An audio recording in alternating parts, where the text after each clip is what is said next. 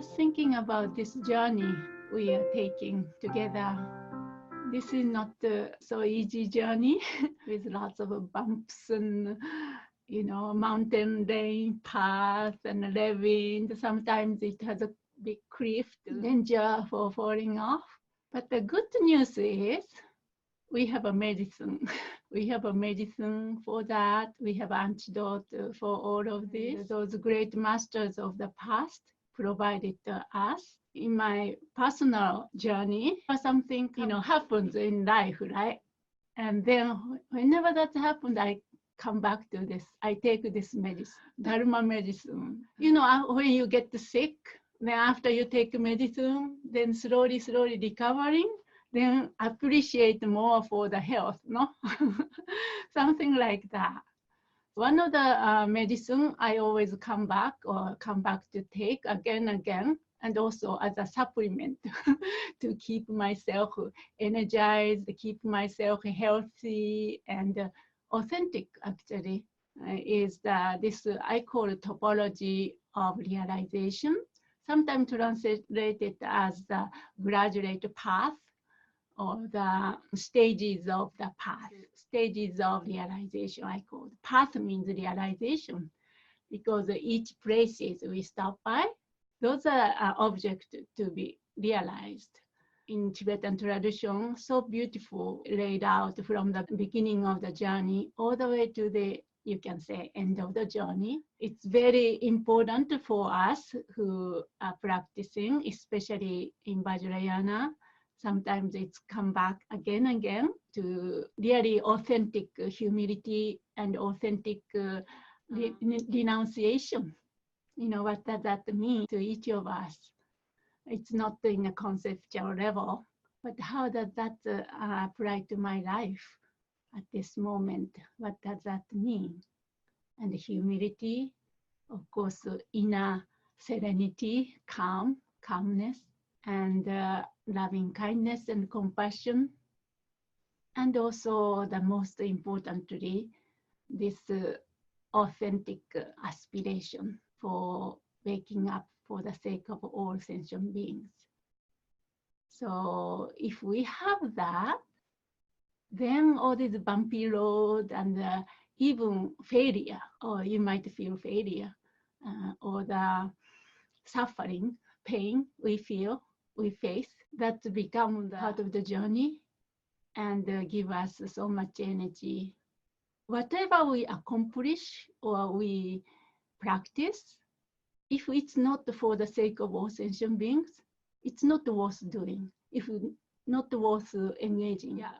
If whatever we do is not for the sake of sentient beings, just for oneself, this limited self, that journey is not worth taking.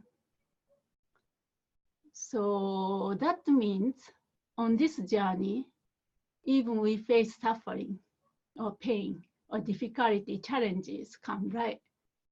Then if we face that for the sake of all sentient beings, it's perfect practice and journey we are taking, and worthwhile doing that. So always come back to this humility, I feel, and come back to this basic Dharma motivations.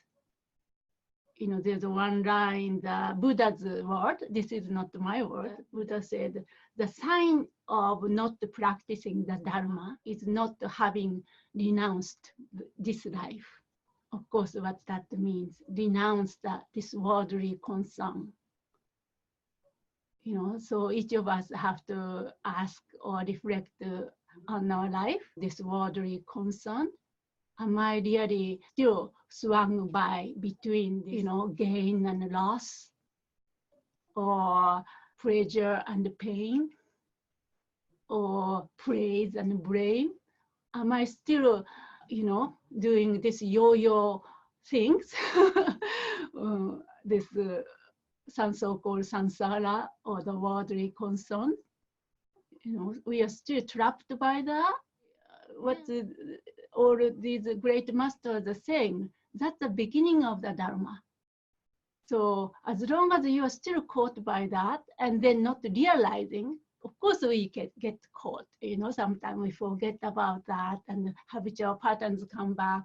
But if we know that and then try to, really integrate into our life, then I think it's worthwhile, this journey. But if not, then this journey is just, I don't know, maybe better not to start it. Just doing 99% of the human population is doing. But think about it, the so-called precious human life. If we reflect on that, just as Lama Tsongkhapa said, if we reflect on this precious human life, it's impossible to live life in like an ordinary, so-called ordinary way. So then ask ourselves, am I taking this life as a treasure finally I found, or the jewel I finally found after so many eons of lifetimes? Or am I treating this moment or this life like a piece of toilet paper, just as Trungpa Rinpoche said? So something like that, reflecting on those things is so important time to time. And then that become a really supplement to keep us healthy and authentic and genuine on this path. So Cho practice, you can see in the beginning, in the page 2A, that's exactly how it started. So without that, there's no Cho practice. I'm not saying I have realized it. No, I'm still working on it. But this is the beginning door to Dharma practice. Renouncing, necessity of renouncing or the giving up the worldly concern. On the basis of that, then our heart opens, then open to everybody. Then we're concerned about other people's suffering. So anyway, I just wanted to say something. This day I'm just working on this again. So it's very important to come back again and again. And this kind of situation, just before we start practicing Cho, just to take a moment to reflect on it, that's worthwhile. So this journey is for the sake of all sentient beings. It's worthwhile. Only if we have a courage to embark with this so-called giving up or denouncing the worldly concern.